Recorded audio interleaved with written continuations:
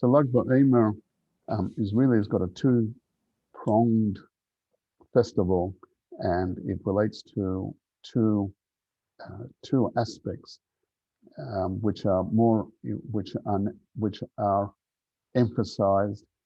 in our literature: the story, the the uh, the the issues which relate to Rabbi Akiva, and then the issues which relate to R'Shimon Br Yochaoi.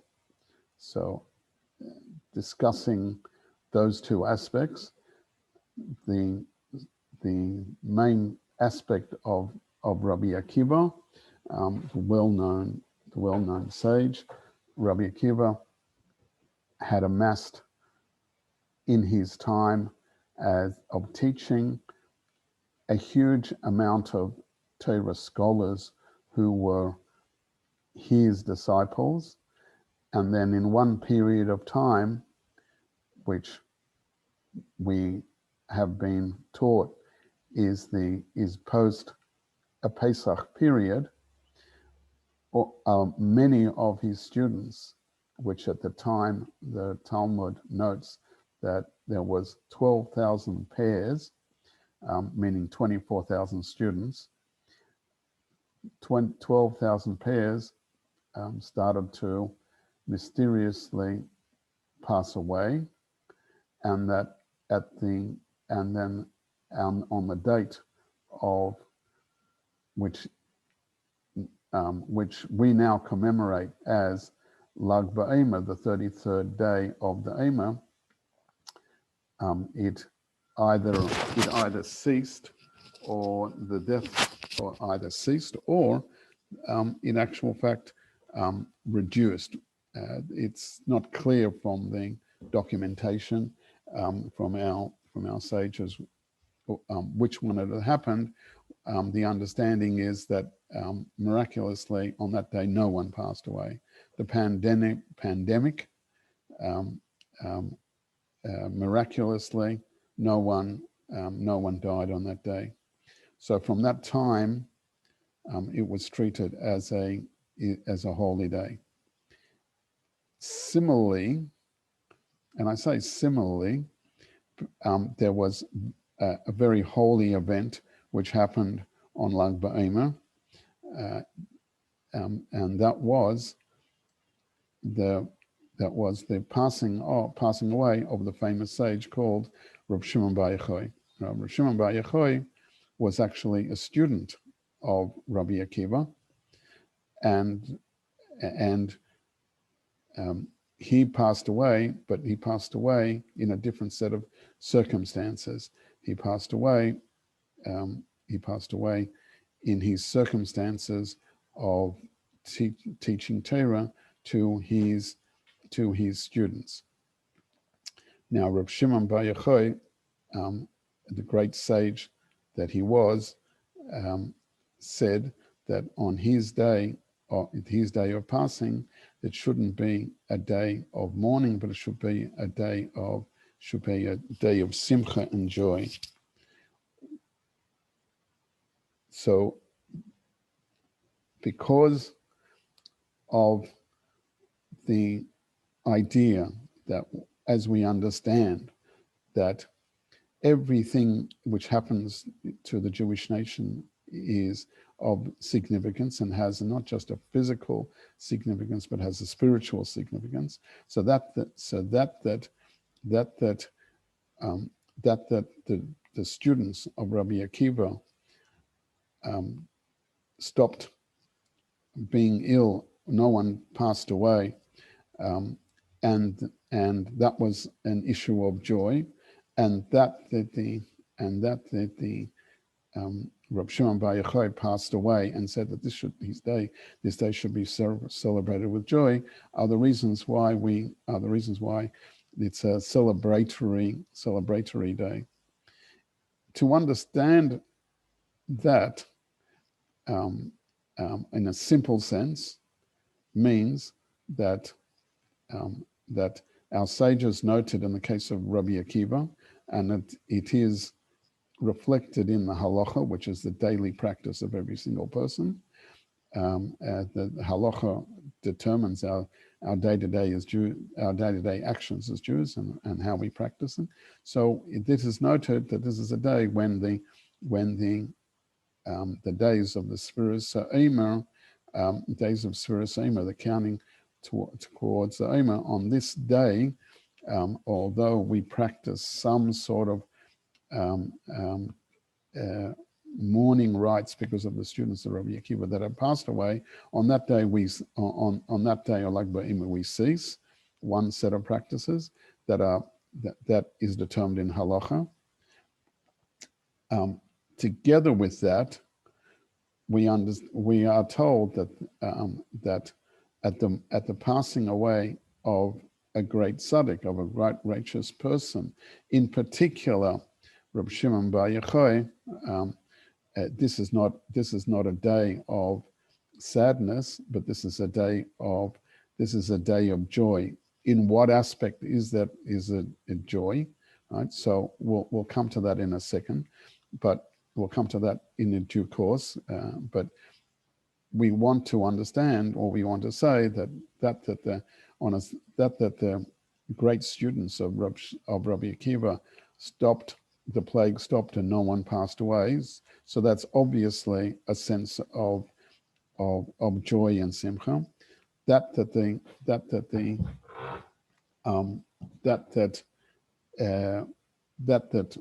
Br Yochaoi said that on his day of passing away, that is to be a sense of joy. So we need to somehow understand those, understand those two things and how they come together. So a thought which relates to this, the obvious sense that everything is decreed from heaven, specific and especially so for the Jewish nation, and especially so for students of the Torah. That the students of Rabbi Akiva didn't pass away, in a deeper view, means that day is so holy that it didn't allow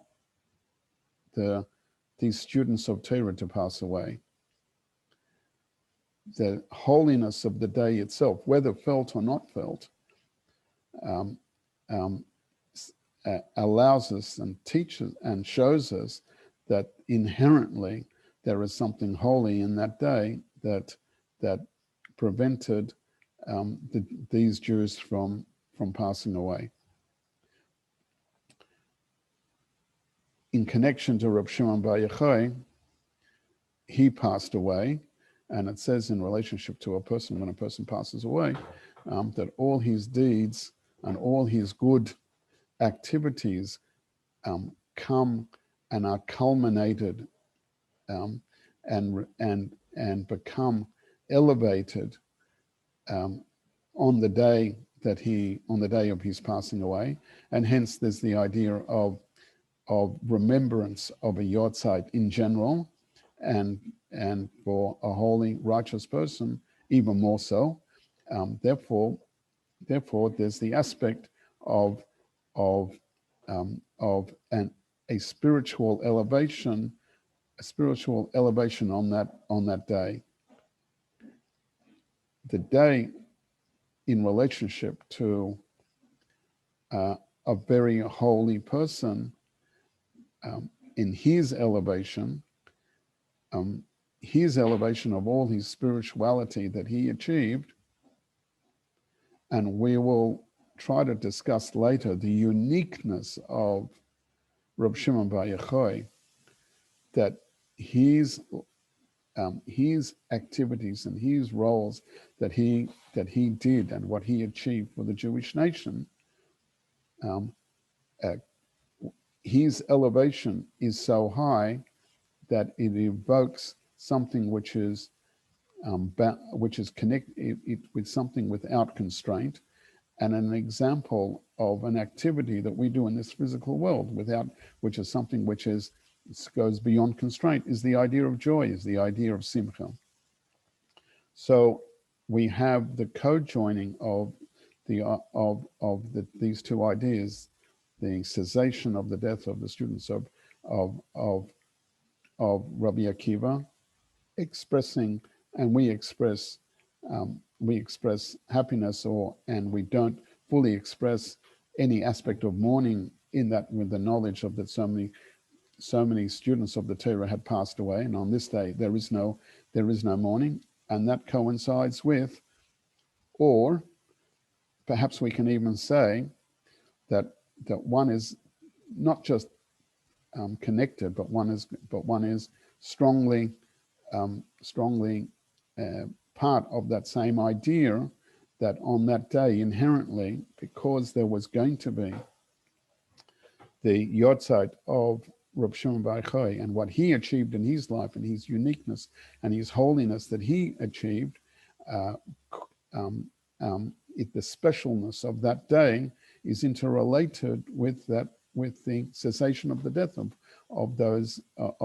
students of R'Shimon of Rabbi Akiva, even though there was a period, it wasn't exactly or necessarily the same periods of time. Okay, to understand that further, we have to understand who and what was the achievement of R'Shimon Br Yochaoi, and how the Torah tells us that the R'Shimon Br Yochaoi was a unique person in relationship to his Torah. We have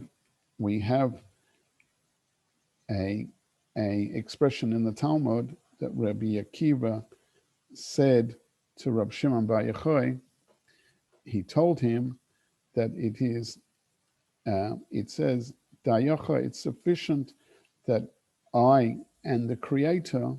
know the greatness of who and what you are.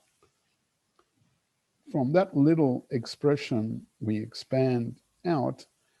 and understand that Rabbi Akiva recognized the greatness, but the soul greatness, S-O-U-L, the spiritual greatness of R'Shimon. R'Shimon Br Yochaoi is mentioned as a great sage in the Talmud. He's mentioned in many places. His opinion in the revealed part of the Torah, but he's also the one that's accredited the author of the Zohar, and the Zohar being the source, Zohar literally meaning light, being the source and being a source of light to the Jewish nation, is the one who brought light, the light of the Torah, the hidden light of the Torah, to the Jewish nation, and because of that, the day of his passing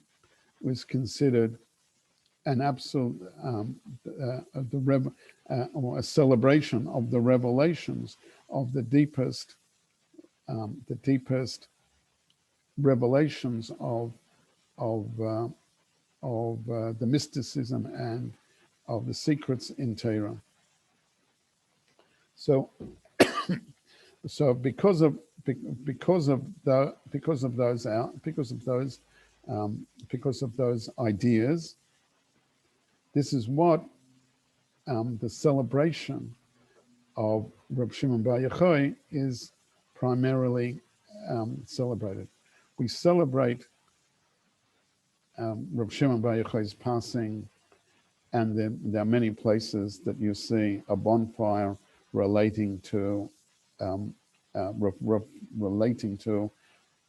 Meron, the place of where he is buried, and we find that our sages speak about and do more um,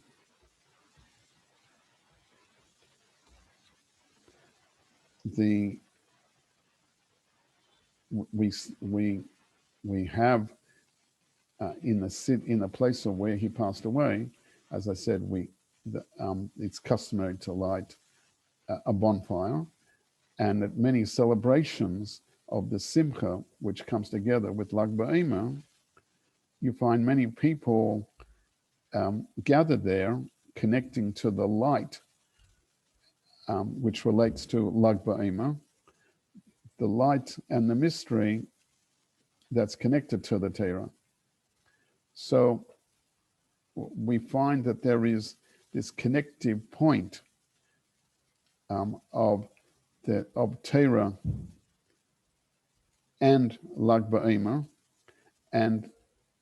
Rabbi Shimon Br Yochaoi, the author of the Torah, the author of the Zohar, the one who taught the great mystical secrets and the Zohar itself, and that is connecting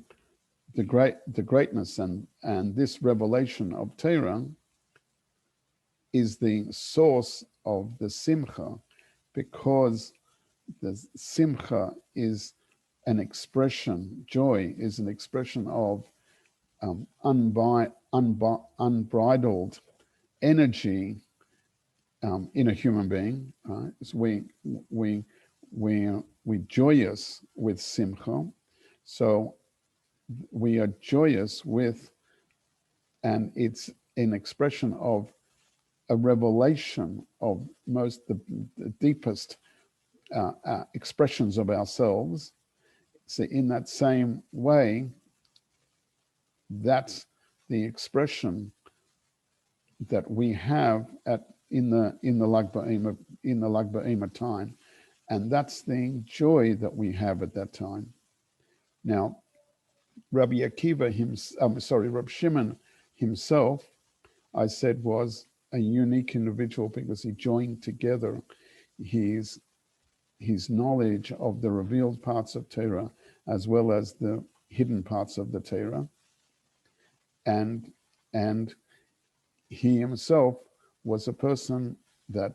is considered that his learnings were so deep and so intense that he was fully engaged with the Torah on all its levels. This is evidenced by different discussions around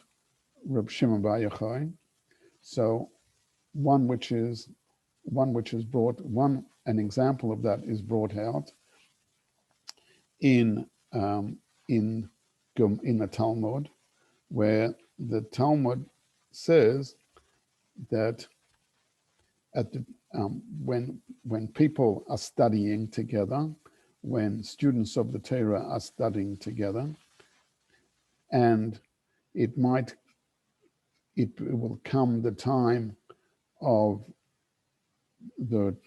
when we're required to say our prayers. Now, the expression of saying our prayers means reading of the Shema. That's the technical expression of that. We're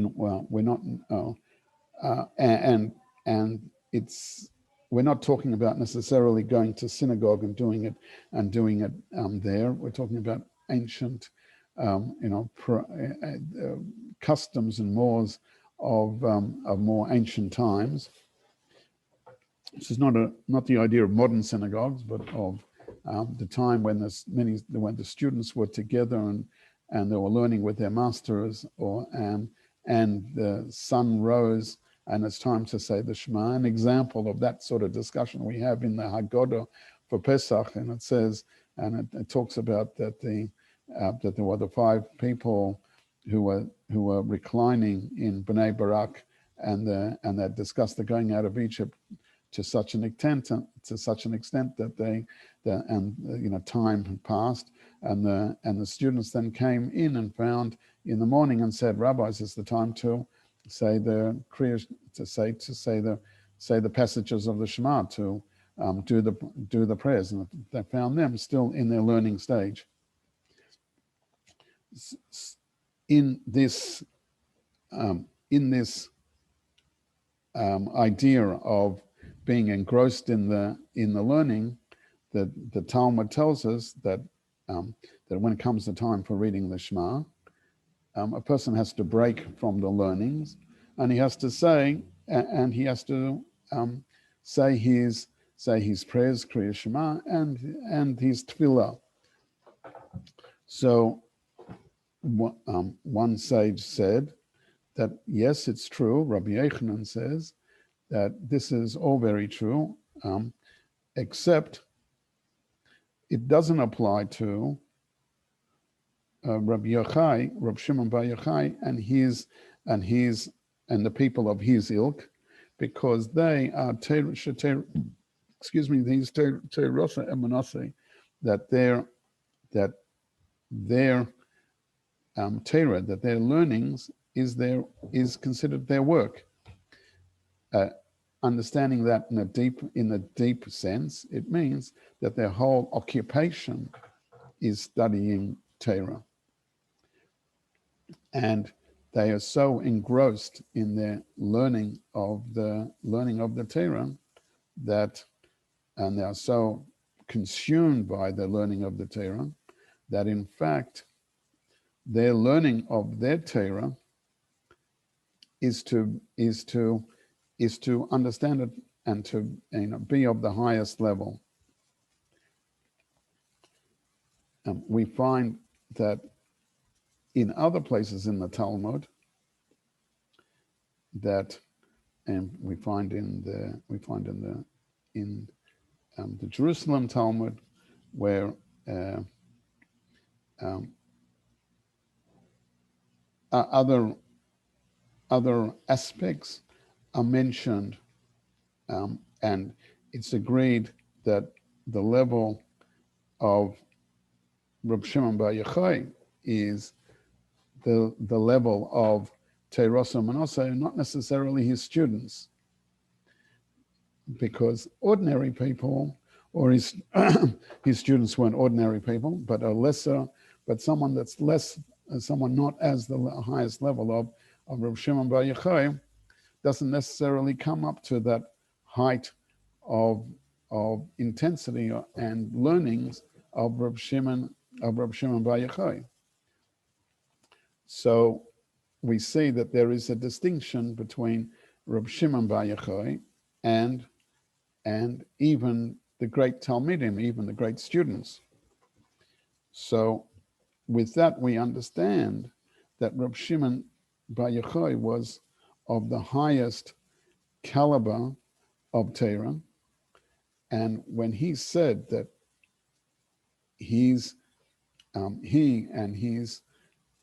when he said that on his day of passing, it is to be a time of joyousness, we understand that this is something which is celebrating the joyousness of the revelation of the deepest parts of the Torah, and hence this is why we have it expressed as a day of joy.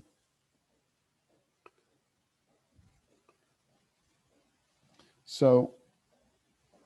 one interesting aspect is, as I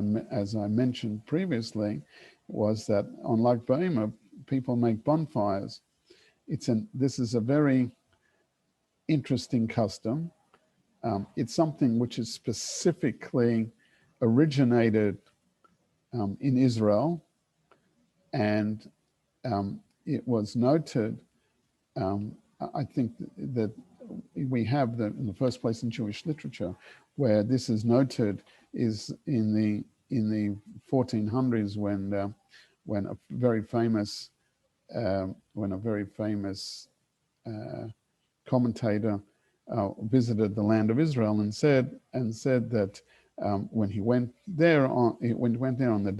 this day, he saw that the people in Israel were celebrating this day with fire, by making this fire. It has been revealed to us from later generations that this the fire that they do, the bonfire, is really trying to represent